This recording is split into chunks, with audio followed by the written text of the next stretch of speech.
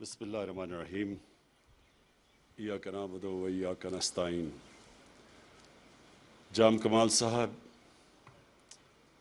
میرے federal ministers اور provincial ministers, senators, MPs, میں آج بڑی خوشی سے کہنا چاہتا ہوں کہ ہم نے انیشیٹ کیے پروجیکٹس بلوچستان میں، اور میں مراد سعید کی جو اس نے کہا کہ 15 سالوں میں 1100 کلومیٹرز کے منصوبے سڑکوں کے بنے تھے، اور انہوں نے پھر کہا کہ ہمارے 2.5 سالوں میں 3,300 کلومیٹر کے سڑکوں کے منصوبے بھی بن گئے اور کام بھی شروع ہو گیا. میں جام صاحب، آپ نے بات کی وہ جو خونی سڑک ہے، آپ نے کہا چمن سے کوئٹہ اور کوئٹہ سے کراچی، میں اس سڑک کے اوپر ڈرائیو کیا ہوا ہے. میں ڈرائیو کر کے گیا ہوا ہوں یہاں سے کراچی، تو مجھے بڑی اچھی طرح اندازہ ہے کہ وہ سڑک کتنی خطرناک ہے. وہ خطرناک اس لیے ہے کہ وہ ایک مین ہائی وے ہے اور اس کے اوپر سپیڈ سے لوگ چلاتے ہیں، اور کئی اس میں سٹریچز ہیں جدھر کوئی ٹریفک نہیں ہوتا. تو کیونکہ ٹریفک نہیں ہوتا، بڑی تیزی سے لوگ جا رہے ہوتے ہیں. تو اور وہ کیونکہ سڑک چھوٹی ہے تو اس کے اندر واقعی میں بہت خطرناک ہے. اور یہ بھی مراد سعید نے اس کے اوپر جو پبلک پرائیویٹ پارٹنرشپ کی بات کی، یہ بھی بڑی ٹرانسفارمیشنل ہوگی. میں جی سب سے پہلے تو جو اپنا فلسفہ آپ کے سامنے رکھنا چاہتا ہوں کہ ہر جو بھی پرائم منسٹر بنتا ہے، جو گورنمنٹ آتی ہے، وہ کسی نظریے کے اوپر آتی ہے، کوئی سوچ کے اوپر آتی ہے. تو میری جو سوچ وہ یہ کہ سب کامیابی، عزت اللہ کی طرف سے آتی ہے. اللہ اس کو عزت اور کامیابی دیتا ہے جو اللہ کی مخلوق کے لیے کچھ کرتا ہے. یہ جب سے اللہ نے دنیا بنائی ہے، یہ اس کے یہ اصول ہیں. یہ ضروری نہیں کہ وہ مسلمان ہی ہو.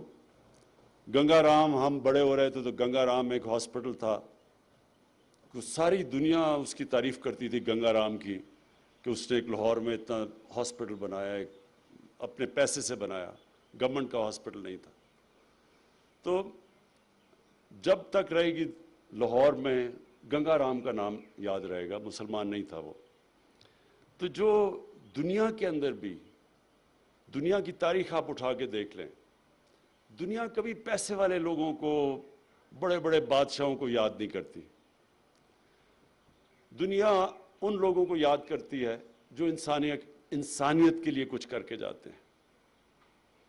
لہٰذا آج بھی آپ جو بڑے بڑے ہمارے صوفی حضرات جنہوں نے اصل میں اسلام لے کے آئے تھے بر صغیر میں، آج بھی آپ چلے جائیں ان کے مزاروں کے اوپر، آج بھی لوگ جا کے فاتحہ پڑھتے ہیں، دعائیں دیتے ہیں، پیار کرتے ہیں ان سے، کئی 100 سال کے بعد بھی. کیونکہ وہ جو جتنے بھی صوفی حضرات تھے، بڑے انسان تھے، اپنی ذات کے لیے نہیں تھے، وہ انسانوں کے لیے، انسانیت کے لیے، دکھی انسانیت کے لیے وہ ان کے پاس لوگ جاتے تھے، ان کے مسئلے حل کرتے تھے. تو میں ہماری جب گورنمنٹ 2013 میں پختونخوا میں آئی، پختونخوا کا سب سے برا حال تھا. جو ساری وار آن ٹیرر کا نقصان ہوا تھا وہ قبائلی علاقے میں اور پختونخوا میں نقصان ہوا تھا. سب سے زیادہ کیجولٹیز، دہشت گردی وہاں تھی، اور وہاں لا اینڈ آرڈر کا یہ صورتحال تھی کہ تقریباً 500 پولیس والے شہید ہو چکے تھے، اور پولیس ڈیمورلائز تھی بالکل. اور کیونکہ وہ ایک ہی بزنس چل رہی تھی، باقی بزنسز بند ہو گئی تھیں، اور وہ بزنس یہ تھی کہ لوگوں کو وہ پکڑتے تھے، اغوا کرتے تھے، اور پھر پیسے دے کے لوگوں کو چھوڑتے تھے. تو پیسے والے لوگ پشاور سے اسلام آباد آ گئے تھے. تو مجھے یاد ہے 3 سال مجھے سننا پڑا، 3-4 سال تقریباً، جو باہر سے ہمارے مخالف سیاستدان وہاں جاتے تھے، کہتے کدھر ہے نیا پاکستان، کدھر ہے نیا پختونخوا؟ ہر جگہ جو اس وقت کا پرائم منسٹر تھا وہ جا کے تقریریں کرتا تھا کہ بڑے وعدے کیے تھے نیا پاکستان اور نیا پختونخوا، کدھر ہے وہ؟ اور میرا ایک پرانا سیاسی دوست تھا، میرے ساتھ اسکول کے دنوں کا تھا، تو وہ نون لیگ میں تھا. وہ ایک دن اس نے بڑا سنجیدگی سے مجھے مشورہ دیا. کہتا دیکھو آپ اس باری پنجاب پہ کانسنٹریٹ کرو، کیونکہ پختونخوا میں تو اب آپ کی کوئی چانس نہیں ہے. ویسے بھی وہ جو پختونخوا کے لوگ ہیں وہ ایک ہی دفعہ ووٹ دیتے ہیں، دوسری باری کسی کو باری نہیں دیتے. لیکن جب رزلٹ آیا 2018 کا الیکشن کا تو 2/3 اکثریت ملی ہمیں پختونخوا کے اندر. میں آپ کو بتانا چاہتا ہوں کیوں ملی ہمیں. اس کی سب سے بڑی وجہ UNDP کی رپورٹ کے اندر آئی.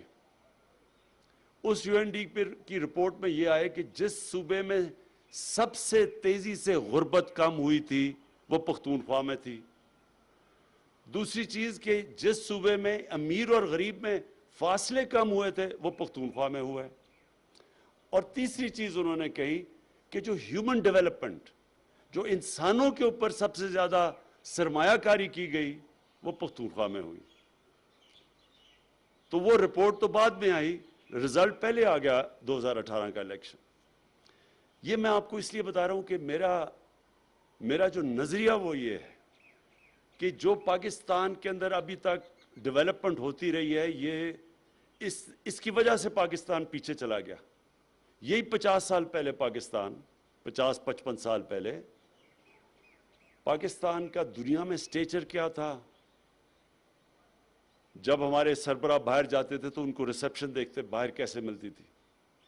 یہی پاکستان UAE کے جب ہیڈ آتے تھے پاکستان میں تو اسلام آباد میں ڈپٹی کمشنر ان کو ریسیو کرتا تھا. یہی پاکستان کے ادارے، ہماری ڈگریز ساری دنیا میں ایکسیپٹڈ تھی.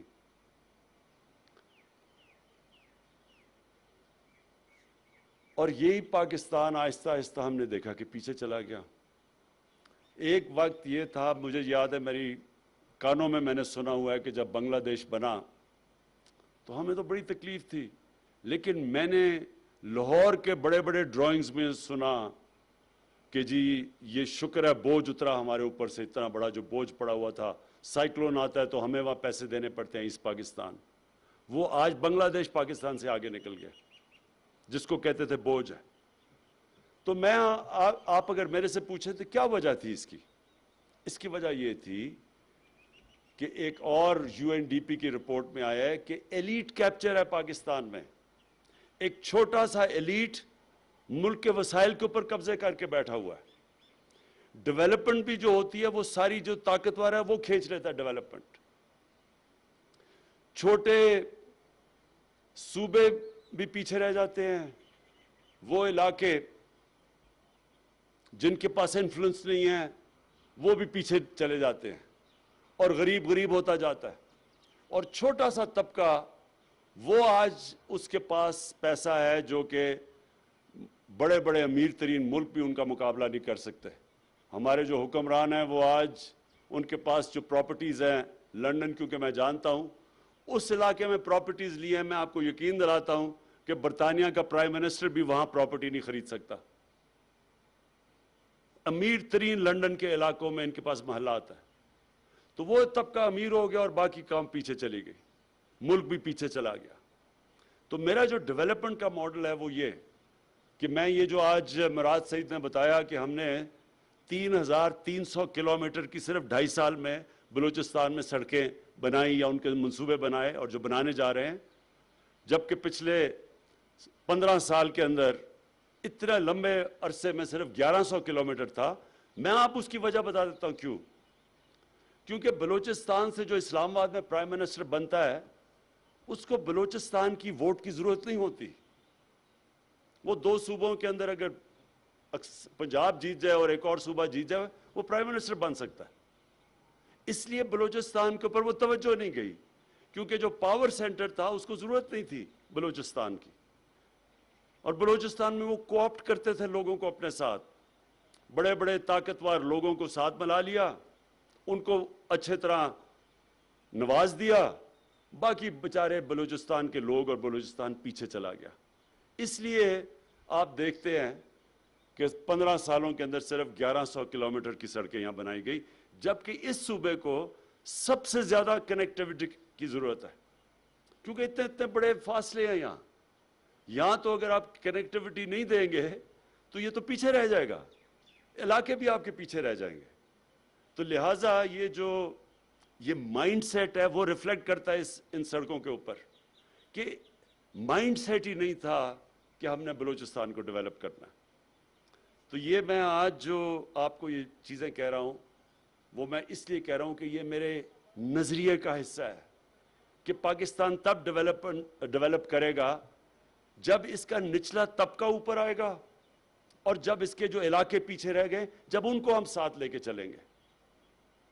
جو ہم مدینہ کی ریاست کی بات کرتے ہیں اس میں بڑا امپورٹنٹ سمجھنا آپ کے لیے کہ وہ ایک یونیک ڈیولپمنٹ ماڈل آیا تھا۔ ان دنوں میں تو بادشاہ تھی، بادشاہ جو تھا اس کے ارد گرد لوگ امیر ترین ہوتے تھے، باقی رعایا غریب ہوتی تھی، ساری دنیا میں یہی تھا۔ مدینہ کی ریاست میں پہلی دفعہ ڈیولپمنٹ کا ماڈل یہ آیا تھا کہ جو وہاں کے سربراہ تھے انہوں نے اپنے اوپر پیسے نہیں خرچ کیے، اپنے محلات نہیں بنائے، اپنے اوپر مہنگے مہنگے کپڑے اور ڈیزائنر سوٹس نہیں لیے، انہوں نے سب سے جو بھی بیت المال میں پیسہ آتا تھا وہ پہلے نیچے طبقے کے پاس جاتا تھا، غریب لوگوں کے پاس، بیواؤں، معذوروں کے پاس، یتیموں کے پاس۔ ایک کانشیس، ایک پہلی دفعہ فیصلہ کیا گیا تھا کہ ہم نے نیچے سے لوگوں کو اوپر اٹھانا ہے۔ اور یہ آج چائنا کی جو ڈیولپمنٹ اور یہ جو سب سے دنیا کی تیزی سے قوم اوپر جا رہی ہے، 30 سال پہلے چائنا کو دیکھو، آج دیکھو، کوئی تصور بھی نہیں کر سکتا تھا کہ دنیا کا اکنامک جائنٹ بن جائے گا، کیونکہ انہوں نے نچلے طبقے کو اوپر اٹھایا۔ پریزیڈنٹ شی نے ابھی اناؤنس کیا کہ ہم نے ایکسٹریم، کتنی ان کی 1.25 ارب کی آبادی ہے، انہوں نے کہا 1.25 ارب کی آبادی میں ہم نے سارا اپنا جو ایکسٹریم پاورٹی ہے وہ ختم کر دی ہے، سارے سیلیبریٹ کیا انہوں نے، وہ کام کیا جو دنیا کی تاریخ میں کسی نے نہیں کیا، 70 کروڑ لوگوں کو 30 سالوں میں غربت سے نکال لیا۔ تو یہ اصل میں تو اسی ماڈل پہ وہ جو مدینہ میں ماڈل لے کے آئے تھے کہ نچلے طبقے کو اوپر لے کے آنا ہے۔ اور دوسری چیز، چائنا نے اب اپنے جتنے بھی علاقے دور رہ گئے ہیں ان کو ڈیولپ کیا ہے۔ ان کا ایک وجہ یہ جو ہماری سی پیک کی جو روٹ ہے، جو کنیکٹیوٹی ہے، وہ اپنا جو ویسٹرن چائنا ہے وہ پیچھے رہ گیا تھا، تو اس کو کنیکٹ کرنے کے لیے ان کا خیال ہے کہ وہ تیزی سے، جب کنیکٹیوٹی ہوگی وہ تیزی سے ڈیولپ ہوگا۔ اور یہی ہماری بھی سوچ ہے کہ ہم جو ویسٹرن روٹ ہے، ہمارا بھی جو ویسٹرن روٹ ہے سارا، یہ بھی سارا پاکستان کا پیچھے رہ گیا۔ تو ہم جب ویسٹرن روٹ جو سی پیک کا ڈیولپ کریں گے وہ سارے اس علاقے کو کنیکٹ کر دیں گے جو پاکستان کے حکمرانوں نے ہمیشہ نگلیکٹ کیا، اس کی پرواہ نہیں کی اس علاقے کی۔ اور یہ جو آگے ڈیولپمنٹ ہوگی، اور ہم بڑے خوش قسمت ہیں کہ ہم یہ سی پیک کے اندر اور بی آر آئی کے اندر ہم شامل ہیں، اس کی وجہ سے یہ سارا جو ویسٹرن روٹ ہے، یہ وہ ملک جو کہ دنیا میں سب سے تیزی سے اب آگے بڑھ رہا ہے اس کو کنیکٹ کرے گا، اور ان علاقوں کو جو ہمارے ملک کے علاقے پیچھے رہ گئے ہیں، جس طرح اور بلوچستان ہے، پھر سارا قبائلی علاقہ اس میں آ جاتا ہے، سارا ویسٹرن روٹ ہے، یہ سارا ہمارا پیچھے رہ گیا۔ اور پھر اس کے ساتھ ساتھ ہم نے اپنے نچلے طبقے کو اوپر اٹھانا ہے، اور اس کے لیے مجھے بڑی خوشی ہے۔ جام صاحب، آپ نے بلوچستان کو تو ادھر لے کے آنا ہے، لیکن جو صوبے ہمارے ہیں دو، بلکہ تیسرا بھی اب آ گیا گلگت بلتستان کا، پختونخوا اور پنجاب، ہم سارے اپنے سارے صوبے کے لوگوں کو، ہر خاندان کو ہیلتھ انشورنس دے رہے ہیں، ہیلتھ کارڈ۔ آپ یہ سمجھ جائیں کہ اس سے بڑی ایک غریب خاندان کے اندر نعمت ہے ہی نہیں کہ ان کے پاس ہیلتھ انشورنس ہو۔ 10 لاکھ روپیہ ایک خاندان کے لیے کہ کسی بھی گورنمنٹ کسی بھی ہسپتال، گورنمنٹ نہیں، کسی بھی ہسپتال میں جا کے اپنا علاج کروا سکتے ہیں. یہ ہماری ایک وہ جو ہماری اب جد و جہد ہے ادھر پہنچنے کے لیے فلاحی ریاست کے اوپر، یہ سب سے بڑا ہم نے قدم اٹھایا. اور آپ کسی بھی غریب گھرانے میں آج جا کے پوچھ لیں کہ جتنی بڑی ان کو عذاب آتا ہے اس غریب گھرانے میں جب کہ ایک بیماری آ جاتی ہے. تھوڑا سا بجٹ ہوتا ہے، جیسی بیماری آتی ہے وہ سارا وہ خاندان جو کہ غربت کی لکیر سے اوپر بھی ہے، بیماری کی وجہ سے وہ نیچے چلا جاتا ہے، قرض مقروض ہو جاتا ہے. تو اس لیے ہیلتھ کارڈ، اور یہ بھی آپ سے ہم ڈسکس کریں کہ بلوچستان یا آپ کا بھی سارے علاقے میں ہر خاندان کے پاس ہمیں جانا چاہیے. اس کا جو اگلا فائدہ آپ کو ہوگا کہ ایک ہیلتھ سسٹم آپ کا پورا ڈیولپ ہو جائے گا.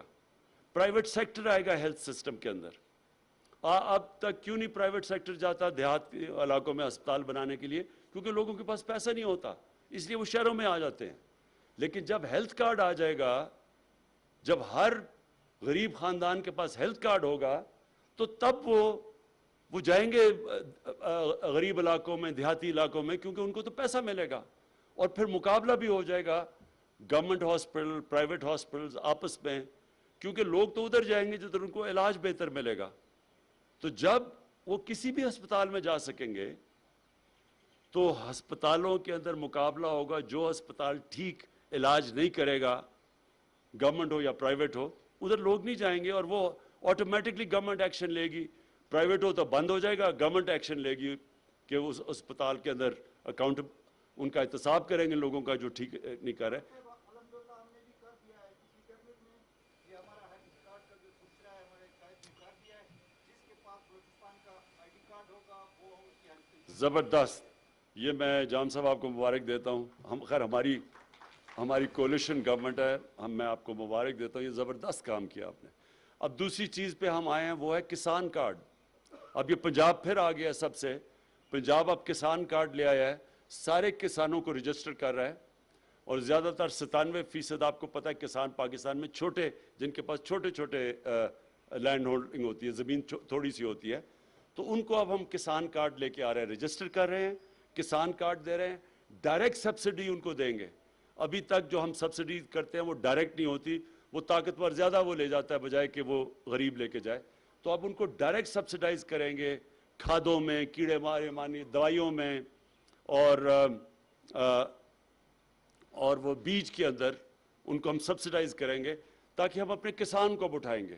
کہ ابھی تک بدقسمتی سے جو ہمارا چھوٹا کسان ہے اس کے لیے تو کبھی کسی نے کچھ نہیں کیا. جو بھی فائدے ہوتے تھے وہ بڑے کسان لے جاتے تھے. تو جب چھوٹا کسان اٹھے گا، اس کی پروڈکٹیوٹی بڑھے گی، سارے ملک میں خوشحالی آئے گی، غربت بھی کم ہوگی. چائنا نے بھی یہ کیا تھا. انہوں نے جب غربت کم کی تھی تو وہ سب سے پہلے چھوٹے کسانوں کے پاس گئے تھے، ان کو انہوں نے اوپر اٹھایا تھا. اور پھر ہمارے انشاءاللہ جو ہمارے انیشیٹو اب اساس کا ہم ایک لے کے آ رہے ہیں، سارے پاکستان میں ہم اب میپ کر رہے ہیں. 80% ہم کر چکے ہیں کہ جتنے ہاؤس ہولڈز کا ہمیں پتہ چل جائے گا ایگزیکٹلی کدھر غربت ہے، کتنے گھرانوں میں غربت کی لکیر سے نیچے ہیں، کتنے اوپر ہیں، کتنے پاس کیا ارننگز ہیں. جب ہمارے پاس یہ پورا ڈیٹا ہو جائے گا تو اب یہ جو پرانا زمانہ ہے نا، مثلا ہم سبسڈی دیتے ہیں گندم کے اوپر، وہ عمران خان کو بھی وہی پیسے پہ گندم ملتی ہے، غریب آدمی کو بھی وہی ملتی ہے. یہ بالکل ایک برا سسٹم ہے. بہتر سسٹم یہ ہے کہ ہم ڈائریکٹ سبسڈائز غریب کو کریں، بلکہ اس کو اس سے بھی سستی گندم دیں، لیکن میں پوری قیمت ادا کروں. تو یہ سسٹم یہ ہم انشاءاللہ یہ پاکستان میں پہلی دفعہ آئے گا، ڈائریکٹ سبسڈی کا سسٹم. مقصد سارا اس کا یہ ہے کہ ہم نے اپنے غریب لوگوں کو اوپر اٹھانا ہے، لوگوں کو غربت سے نکالنا ہے. یہ اللہ کا کام ہے. اس کے اندر کوئی کسی کو یہ سوچنا نہیں چاہیے کہ میرا ووٹ بینک بڑھے گا یا کم ہوگا. میں نے تو نہیں سوچا تھا پختونخوا میں جو ہم یہ قدم اٹھا رہے تھے کہ ہمارا ووٹ بینک بڑھے گا. ہم تو اپنے اسی نظریے پہ لگے ہوئے تھے. ہیلتھ کارڈ سب سے پہلے پختونخوا میں ہم اپنے دور میں لے کے آئے، اس سے لوگوں کو بہت بڑا فرق پڑا. ہسپتال ہم نے ٹھیک کیے، ایجوکیشن سسٹم پہ پورا زور لگایا، اور اس کا نتیجہ یہ ہوا کہ لوگوں نے، اور پھر گورننس کے اندر پولیس سسٹم، اس کا فائدہ یہ ہوا کہ لوگوں نے خود آ کے ووٹ دی. 2/3 اکثریت سے اب جیتے. انشاءاللہ یہی پاکستان میں ہماری کوشش ہے کہ بجائے ہم یہ سنیں کہ ہم جو پرائم منسٹر بنا اور جو وزیر بنا، ہم اپنے पैसे यहाँ से मनी लॉन्डर करके बाहर लेके जाएं मुल्क से। हम अपने एक तो गरीबों की खिदमत करें, और फिर जाम साहब बलूचिस्तान वो सूबा है जो निगलेक्ट हुआ है, जो सबसे पीछे है, और उस सूबे के ऊपर हम पूरा जोर लगाए। और मुझे फ़ख्र अब तक ये है, असद उमर, अभी हम आपकी कैबिनेट से मिल रहे हैं, आपको पूरे डिटेल्स देंगे कि कभी किसी गवर्नमेंट ने बलूचिस्तान के ऊपर इतना पैसा नहीं खर्च किया। इसके बावजूद कि हमारे इस वक्त हालात, सबसे ज़्यादा कर्जे चढ़े हुए हैं, कर्ज़ों की किस्तें देनी है, उसके बावजूद किसी गवर्नमेंट ने इतनी ज़्यादा बलूचिस्तान के ऊपर पैसा नहीं खर्च किया। PSDP पे इतना नहीं पैसा दिया जो हमारी गवर्नमेंट ने दिया। और मैं ये जो 3 आपने सड़कें, ये तीनों बड़ी इम्पॉर्टेंट हैं। मैं सिर्फ फिर से ताकीद करूँगा कि इनकी ऐसी सड़कों की क्वालिटी होनी चाहिए, NHO को कहूँगा, मुराद आपको भी, ऐसी क्वालिटी होनी चाहिए कि लोग याद रखें कि हमारे ज़माने में जब सड़क बनी है तो सारा पैसा सड़क के ऊपर लगा है, बजाय कि लोगों की जेबों में जाने के लिए। बहुत बहुत शुक्रिया।